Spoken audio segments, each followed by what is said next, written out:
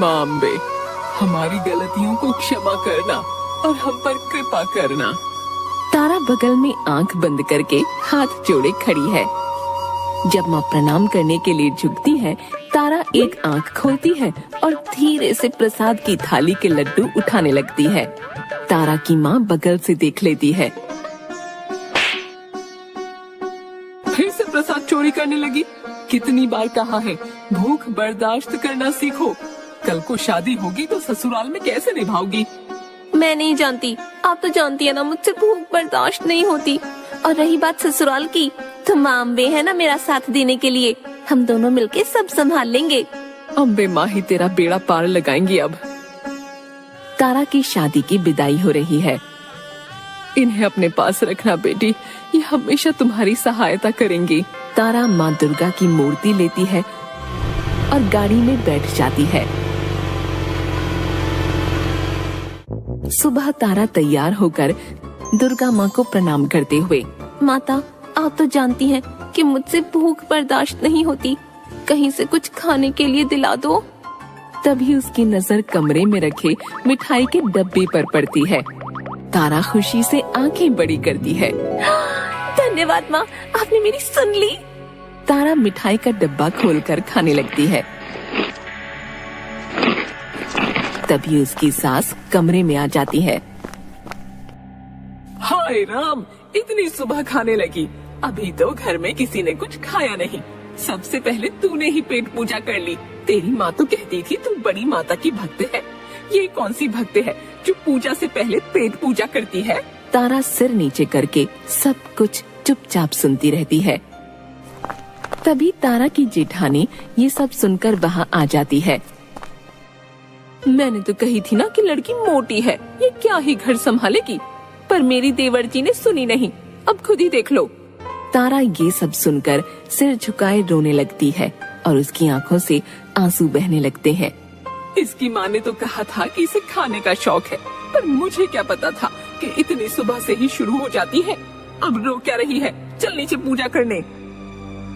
तारा, उसकी सास और उसकी जेठानी पूजा घर में खड़े हैं।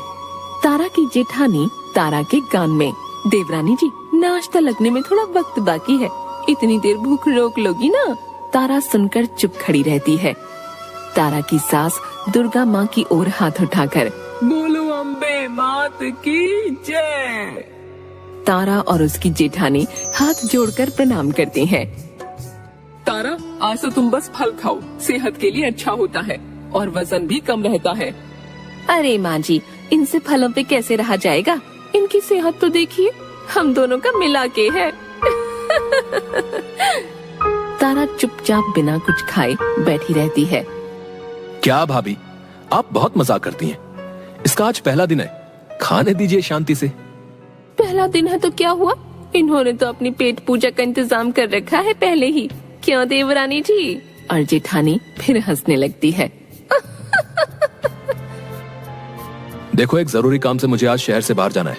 मैं कल सुबह ही आ पाऊंगा।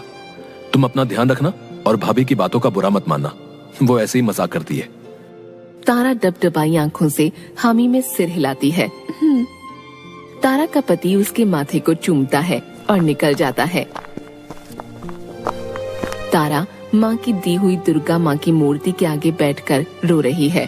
अम्बे माँ, आपने तो हमेशा मेरा साथ दिया है, फिर अब क्यों नहीं साथ दे रही? मैं ये सब अब बर्दाश्त नहीं कर सकती। अब आप ही मेरी मदद करेंगी। कृपा करो माँ, मेरी मदद करो। तारा रोते रोते वहीं सो जाती है। तभी एक तेज रोशनी होती है और एक दिव्य आवाज गूंजती है, उठो तारा, अपनी आंखें खोलो। तारा नींद से उठती है और अपनी आंखें खोलती है। हाँ, माँ आप? उसकी आंखें खुशी से चमकने लगती हैं और वो हाथ जोड़कर माता को प्रणाम करती है। तारा, मैं तुम्हारी आस्था से प्रसन्न हूँ, कहो क्या चाहिए? माँ, मुझे इस भूख की वजह से बहुत ताने सहने पड़ रहे हैं।